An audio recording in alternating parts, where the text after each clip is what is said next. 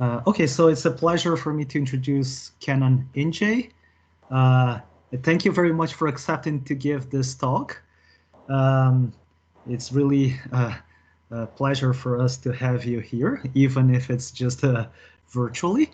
And I want to say a little bit about how I met Kenan. Kenan, he doesn't know, but actually he showed up in my life to answer a question that I was asking myself.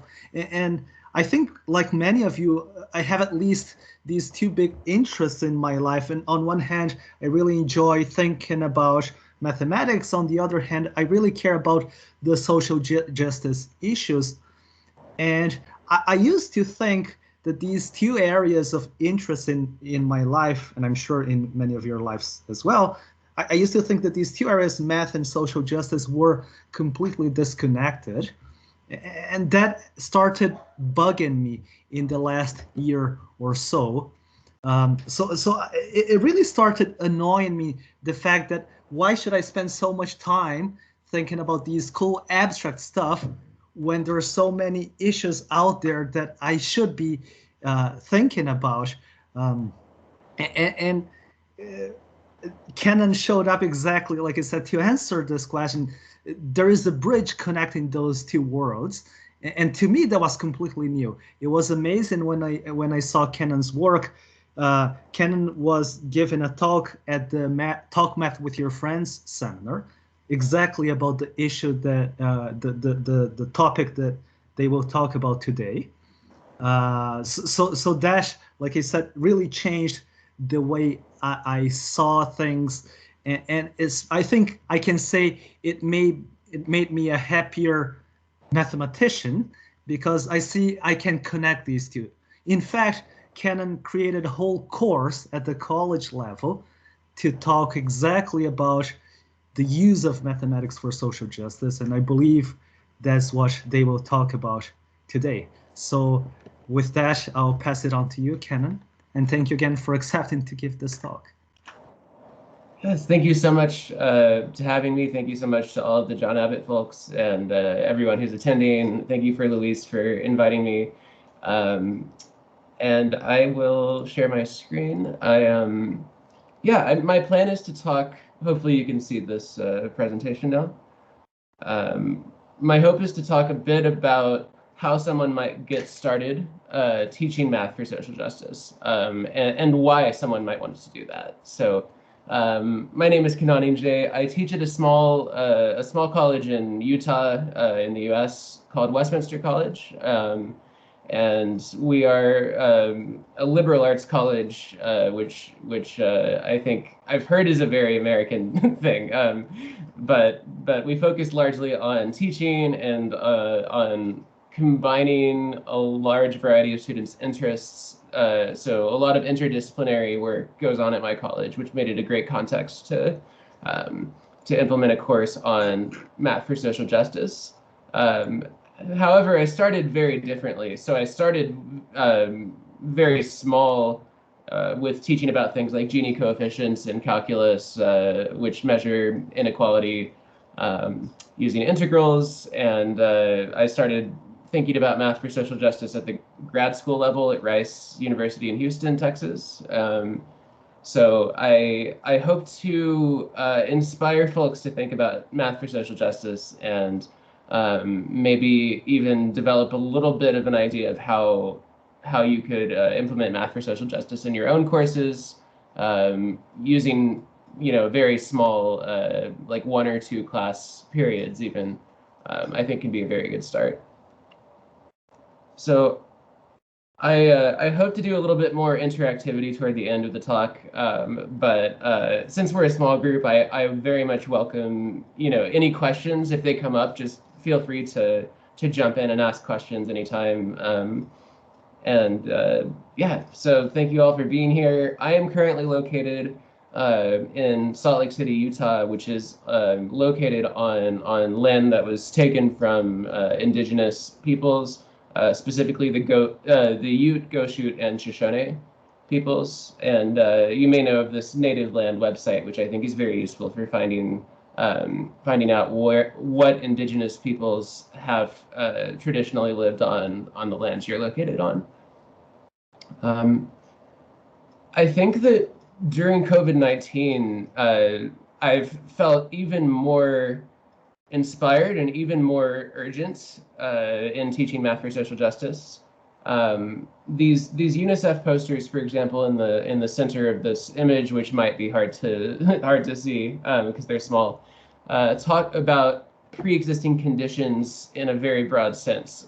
People that are more vulnerable to COVID often also have other vulnerabilities through systemic oppression and marginalization.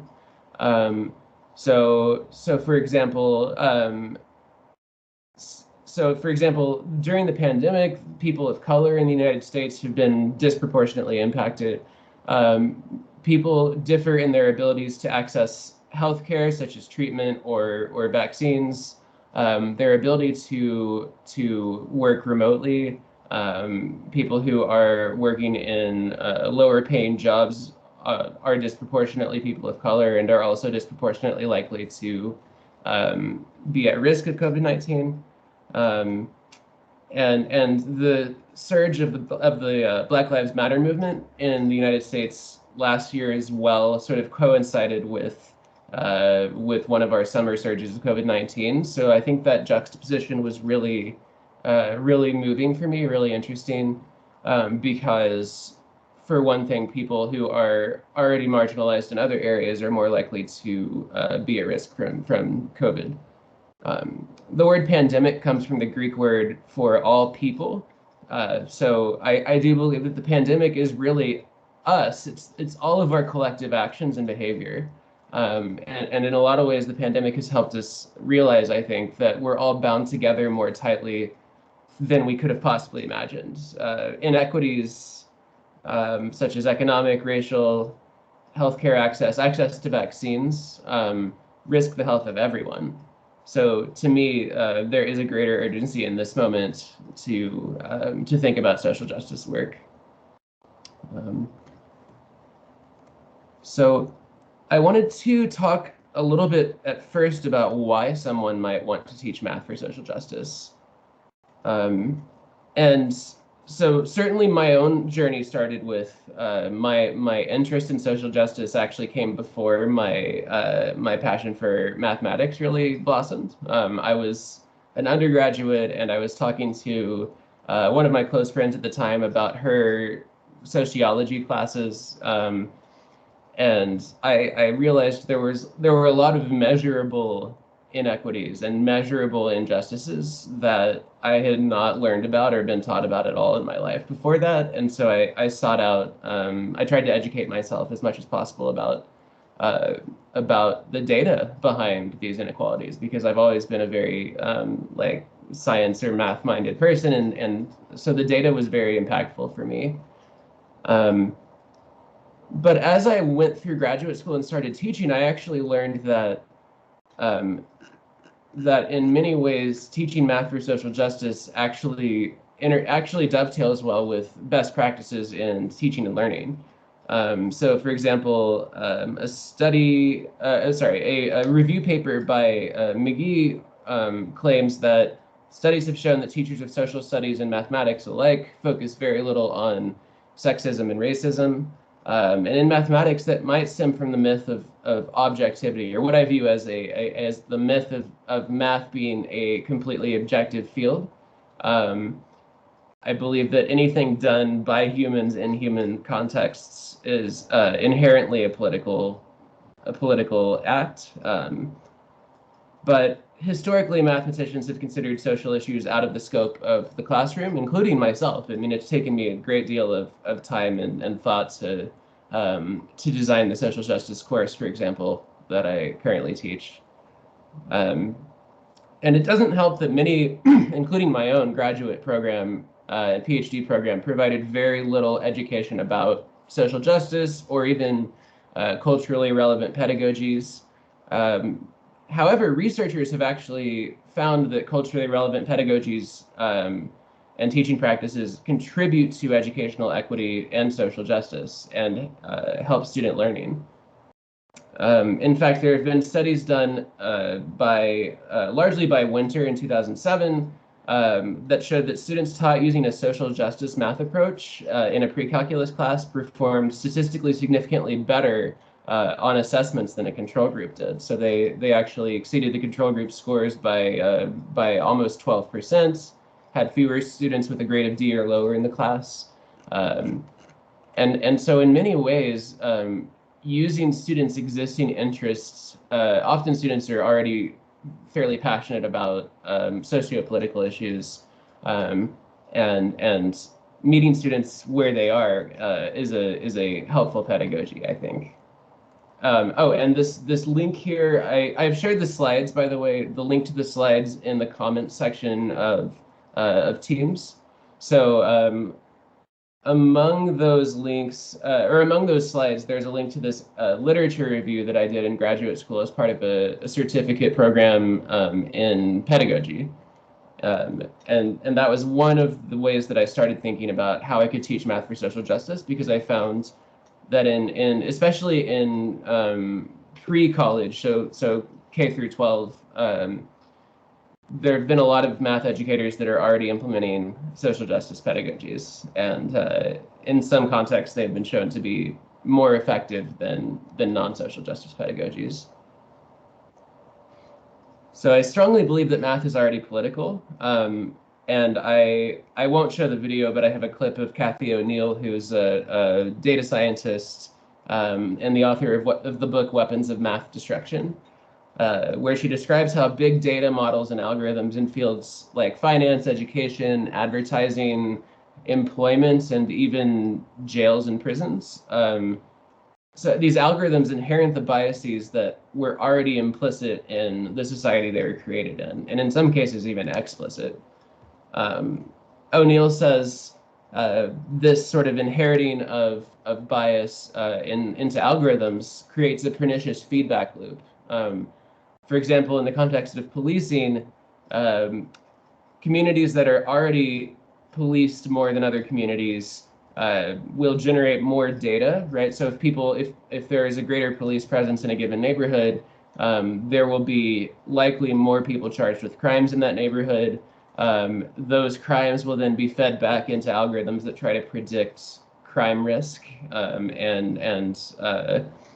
so basically, the policing itself is spawning new data, which justifies more policing. And so even if a model is colorblind or explicitly designed to be colorblind, O'Neill argues that the results of the algorithm is not at all colorblind.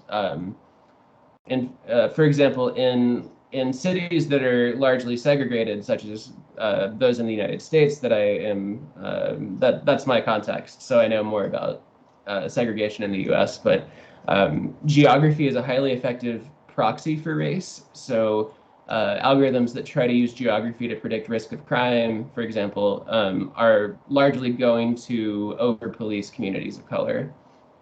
And the part of the reason, I believe, is that growing up in the global north and North America, we sort of internalize specific implicit biases against people from groups that are marginalized. And so I believe that without actively working to counter those biases, for example, even when trying to treat everyone the same way, without actually addressing biases, bias can be perpetuated.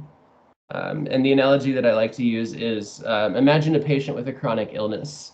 If the patient won't admit or think about or even discuss the illness, the prognosis is substantially worse than if the illness was diagnosed. Oh, sorry.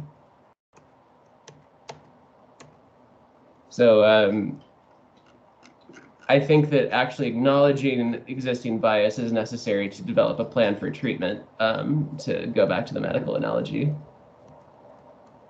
And so social justice is all about diagnosing, discussing, and using all possible resources to treat this illness of inequity or injustice that still perpetuates in our society. And at its heart, I believe that social justice is all about democracy. It's about promising a greater fulfillment of ideals of democracy, that everyone should have inalienable rights, such as the right to vote. Everyone's vote should count the same. people shouldn't be pushed into worse schools or unhealthy environmental conditions or police brutality due to factors outside their control, like their race, class, gender identity, sexuality, religion, ability, and many more. So a lot of the reasoning that I'm behind why I'm interested in social justice is sort of captured by a passion for democracy and for greater democracy for folks who have historically been denied it. But there are also reasons related to teaching, specifically related to effective pedagogies that have led me to want to teach math for social justice as well. And so what about reasons to teach math for social justice that might matter in promotion or tenure reviews? So at the end of my course that Louise had mentioned, I teach a course designed around social justice mathematics. It's called Social Justice by the Numbers. And at the end of the course, I was inspired by Elizabeth Thoren and the inquiry-based learning community to implement a reflection on change assignment, where students reflected and wrote a few paragraphs about how they changed throughout the course. And I've sort of excerpted some of those changes they reported here. So students have often reported a greater sense of agency. By the way, the population of students in this class is largely not math majors, largely students that have not thought about taking advanced math courses at the college level. It's often students that are passionate about social justice and who need a quantitative credit, because my college requires students to take 2 courses that are focused around science and mathematics, as well as 2 courses that have a quantitative emphasis in them. So my student population is largely people that might not have ever taken a math course otherwise. And these students report things like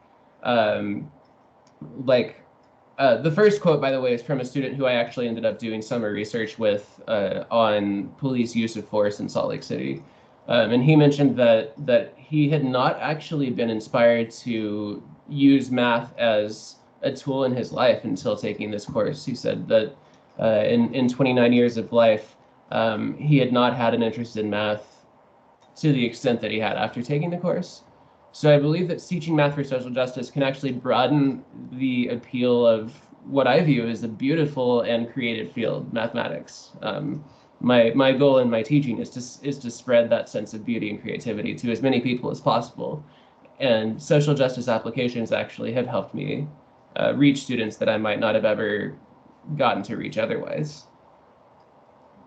And it also helps students get a sense of mathematical agency, I think. So the second quote talks about how a student that hadn't thought they were capable of being a math person or good at math before had realized through using math to analyze issues of social justice that they actually could do and be good at math through putting the effort in.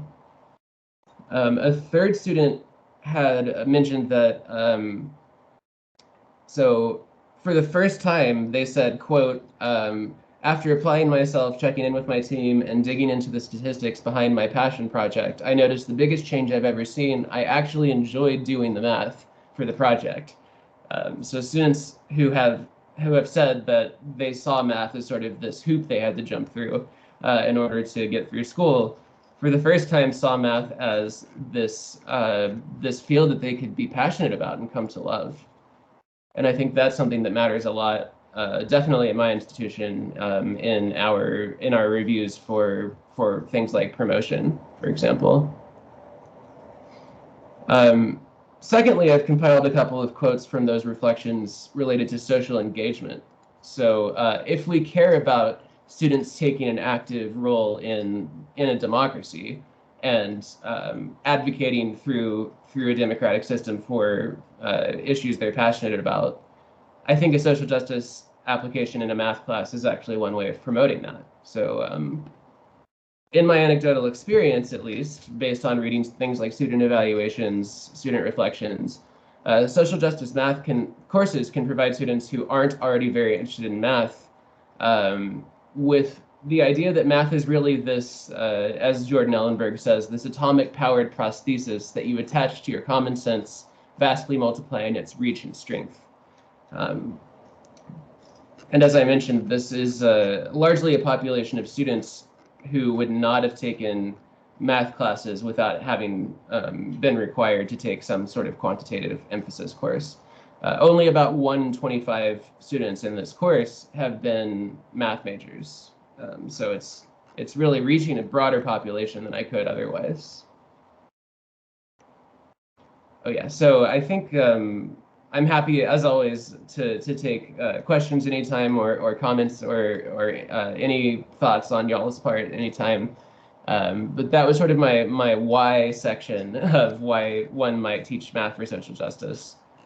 So I plan next to move on to how, especially since we're not usually trained as mathematicians to implement social justice issues in our classes.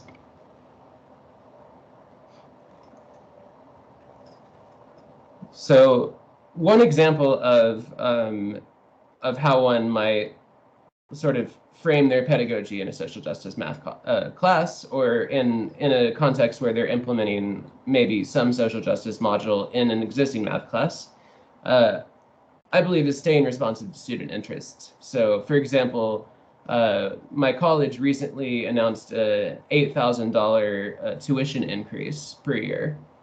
And I've sort of been inspired by Dave Kung, who is a mathematician and educator at St. Mary's College of Maryland, to just jettison my plans for the day and let students talk about an issue that is dramatically impacting their lives, in this case, a tuition increase.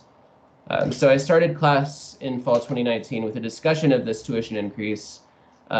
Students were understandably frustrated about having to pay more money, so I assigned a general discussion about students' feelings, followed by asking what statistics, numbers, or other mathematical analyses might help them understand the situation around tuition better, and to advocate for the student body. So people were already, students had already formed an activist group to protest the tuition increase. And so by thinking about how data might help them understand the issue and maybe be used as a tool to promote their goals, I think that I was able to reach more students and to connect more students to math as a tool, as a powerful tool. So I think that the framework that I usually recommend for people implementing social justice math modules is to start with the social justice issue, because students are often already passionate about given issues, and really introducing the social justice issue and then moving to the math, using the math to analyze the issue, and then returning.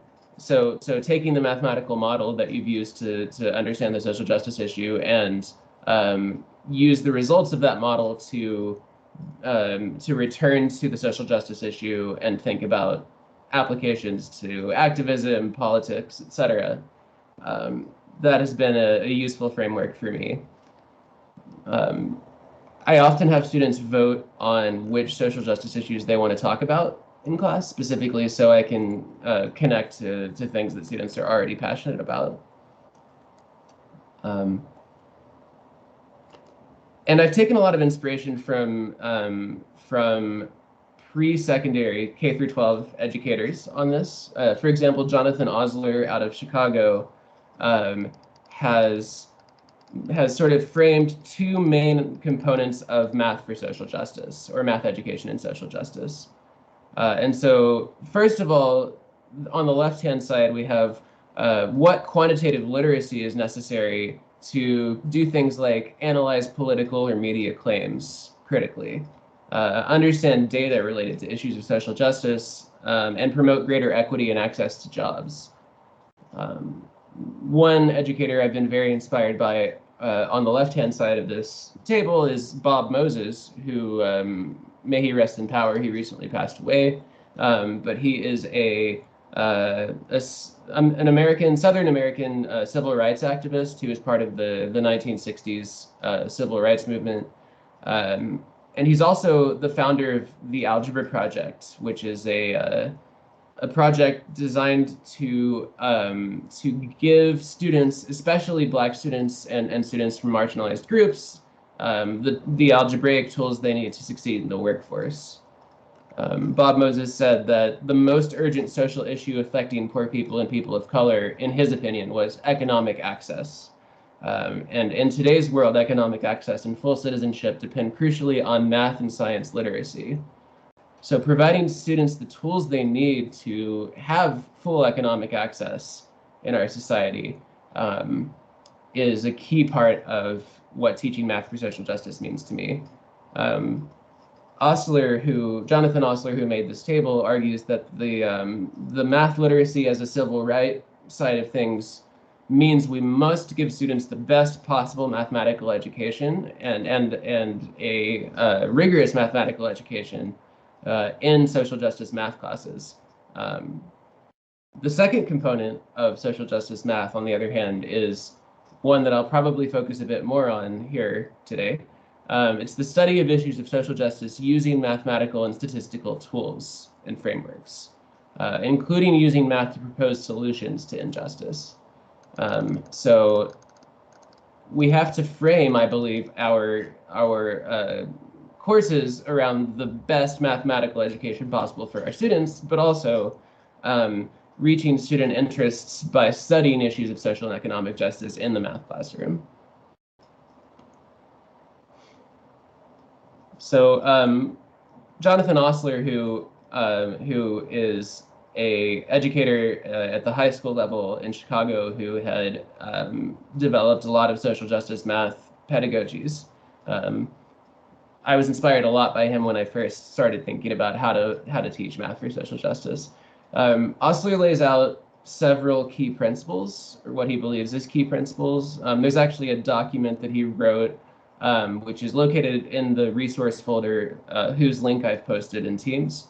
And he says one of the key principles is to let student interests drive what mathematical and social questions you analyze in class. So for example, I implemented a ranked choice poll, which had the great side effect of getting students to talk about ranked choice voting as one of our democratic mathematics concepts. So I implemented a poll where students would vote on their top few choices of what we might discuss in class. And what happened was that students largely chose to talk about racial justice. That was the top vote getter, especially because in 2020. Kenan? I'm sorry. Is it possible to make the font a little bigger? Oh yeah, sorry.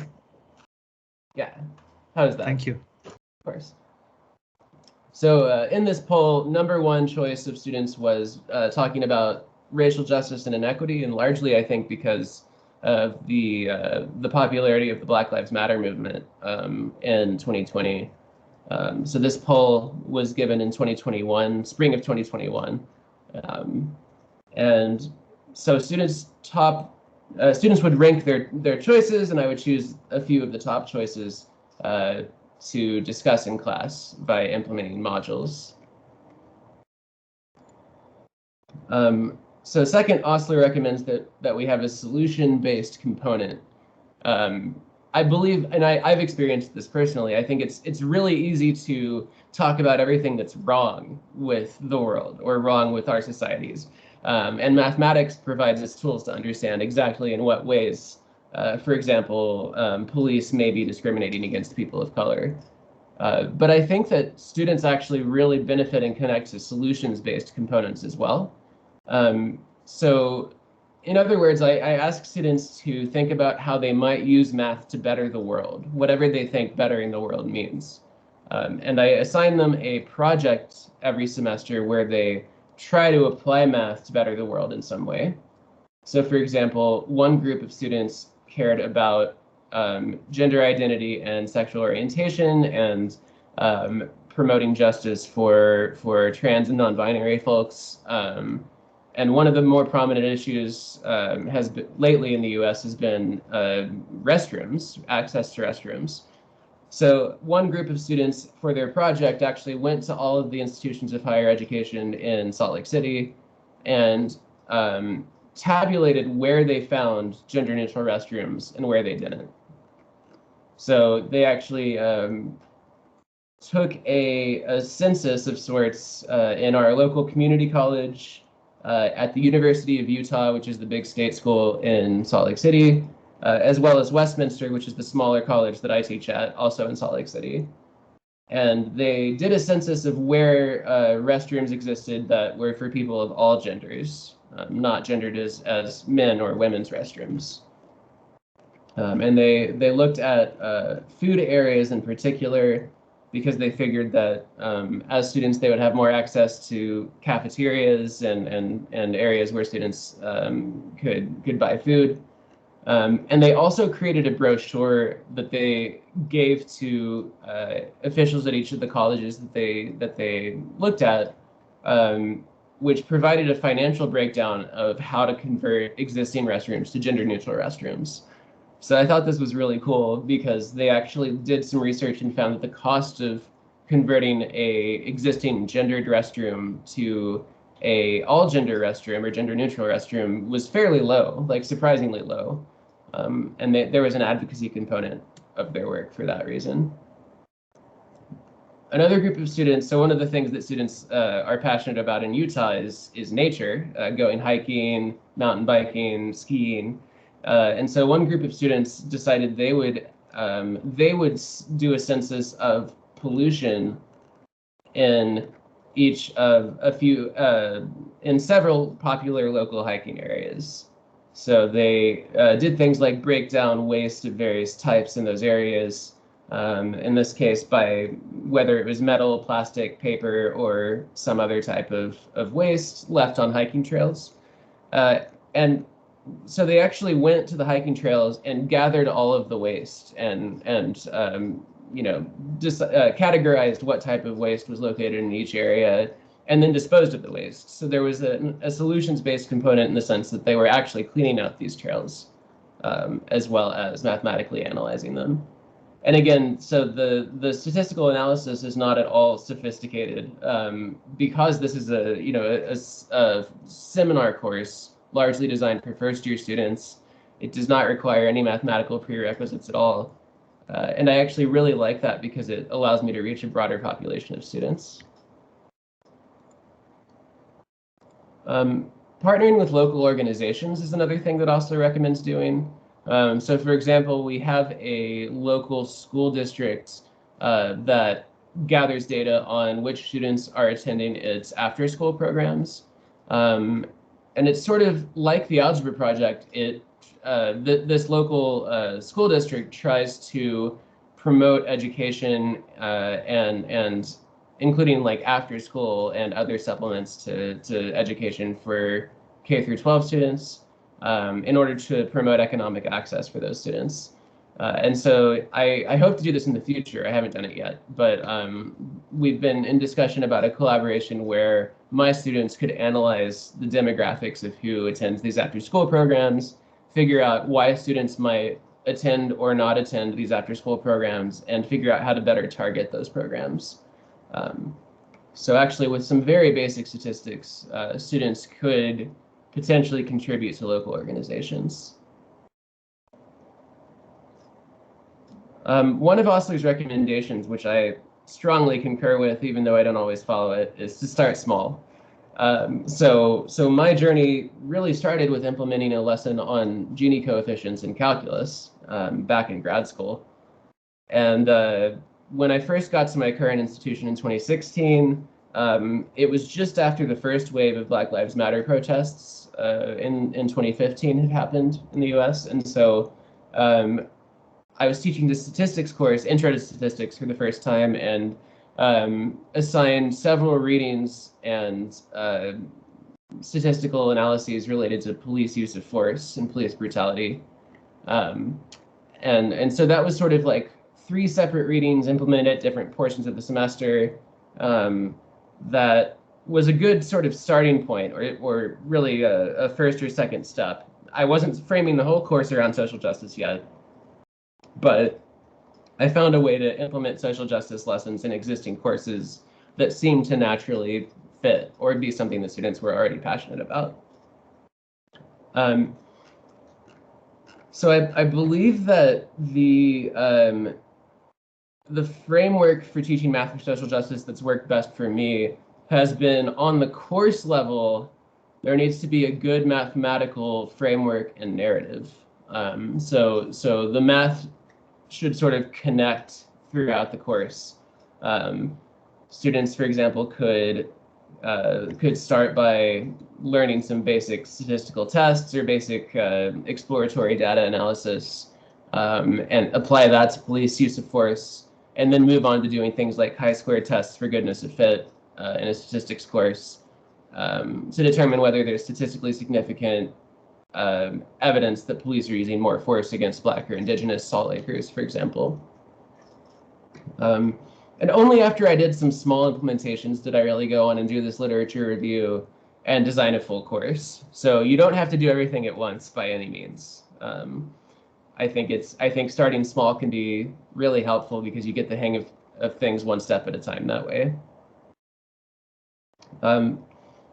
These essential questions I'll talk more about. They're sort of, so on the unit level, so we have a course with a strong mathematical framework. On the unit level, we start with a social justice question or issue, introduce the math to analyze that, and frame it around an essential question. So one example might be, is there greater police use of force against Black or Indigenous people in Salt Lake City? These essential questions can be very large and abstract as well. Things like, what impacts will the rise of sea levels due to climate change have on low-lying island nations? Something like that, which that one is actually an example I've implemented in my social justice course. And Osler recommends ending units with a great project. I need to do more in the way of projects myself. I have that large semester project that I've talked a bit about already, but Osler actually recommends ending each unit with a project that allows students to focus on using math or statistics to suggest solutions to issues of social injustice. So the model on the unit level might look a little bit like this. So this is from, I'm going to try to zoom in a bit. This is from Drew Winter's paper in 2007 called Teaching Technical Subjects for Social Justice. And Winter suggests a model that I've really benefited from, which is to start up on the top in the socio-political setting, describe the social situation and some necessary background information.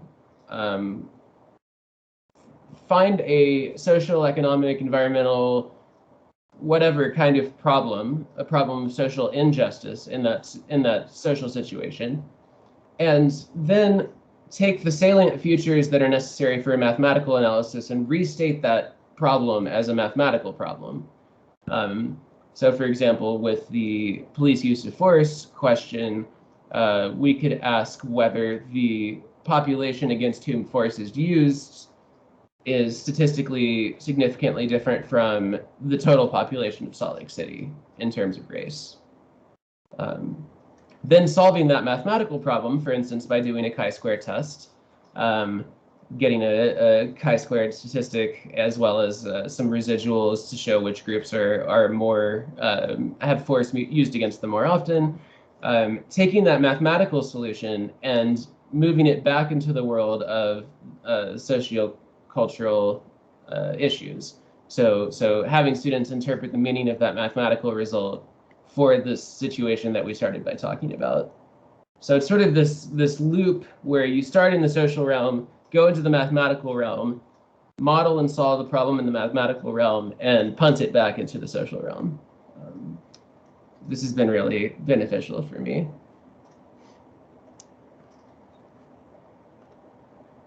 So I think I wanted to go a little bit quickly through this slide, but all of the resources on this slide are available in this Google Drive folder. I've shared the link to a landing page for that folder in the chat.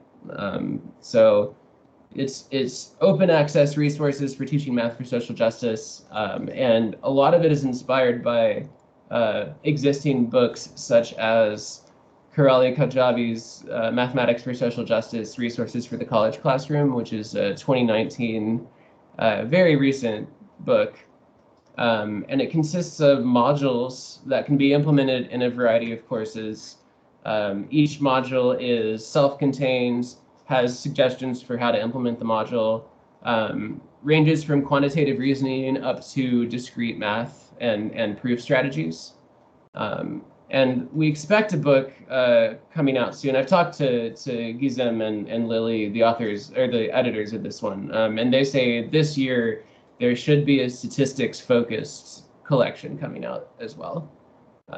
Very, very helpful book. I wish this had been around when I started teaching math for social justice, because it's I had felt the lack of post-secondary college or university level resources for a long time. A lot of the people who have thought about math for social justice before 2015 or so have been K through 12 educators, not so much college educators.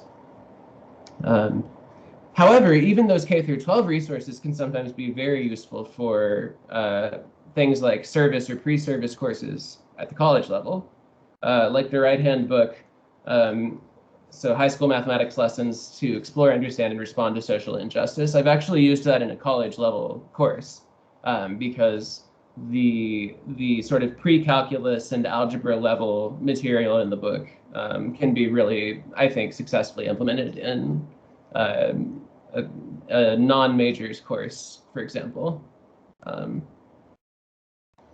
So I also know of a lot of resources sort of scattered around the internet. And so the reason I created this resource folder, which is linked in the chat, is because I felt there was a need for a central location from which people could access all of these. So I compiled a Google Drive folder as well as a spreadsheet listing the mathematical applications or mathematical subjects that each resource consists of, and the social justice context that resource addresses, as well as I've sort of tried to break down types of resources. There are collections of modules that can be implemented in a variety of classes. There are papers on how to get started teaching math for social justice, and there's pedagogy, like ideas about how pedagogically to best implement these kinds of modules. This Osler 2007 collection, for example, is written, I think, targeting high school educators, but the vast majority of it, I think, is very applicable to college and university levels as well. And this winter 2007 paper, all of these again are in the resource folder, it actually conducted an experiment that showed learning gains in a social justice focused math course compared to a control math course of the same subject, I think pre-calc. And so for those who are looking for justification to administrators or departments on why one might want to teach math for social justice, I think the winter paper is very helpful. There's a Primus special issue related to math for social justice. There is a web page that's older and was started by K through 12 educators called Radical Math that has a lot of pre-calculus, algebra, and even a little bit of calculus level resources. Oops. And so I wanted to sort of wrap up by talking a bit about how one might start developing or implementing a lesson in an existing math class or statistics class. What would be a good first step on how to implement a social justice related lesson in that context? So I've sort of broken down a few steps inspired by Osler's 2007 collection. In a quantitative reasoning course, for example, I'd be using a book, a strong book grounded in the concepts that are key for the course, such as common sense mathematics or statistics, concepts, and controversies. And so I would start by identifying the essential concepts that I needed to get at in the course. For example, in a statistics course, I might want students to learn how to summarize the relationship between categorical variables and perform chi-squared tests for goodness of fit. So I would ask students which issues they wanted to focus on. So for example, I mentioned that racial justice was an issue that students were very passionate about and wanted to focus on in spring of this year. And then create an essential question, broad and open-ended question, like how can statistical exploration contribute to understanding and fighting for racial justice? So it should connect the mathematical learning objective with the topic students voted on, and it should be quite broad with multiple right answers, so to speak. Finally, I would implement the lesson by talking about the social justice issue, and I give an example of how I would do this in a statistics focused course. This specific implementation was inspired by the Berry et al. Collection of resources, and I implemented it in an outreach program which was college level but at a high school.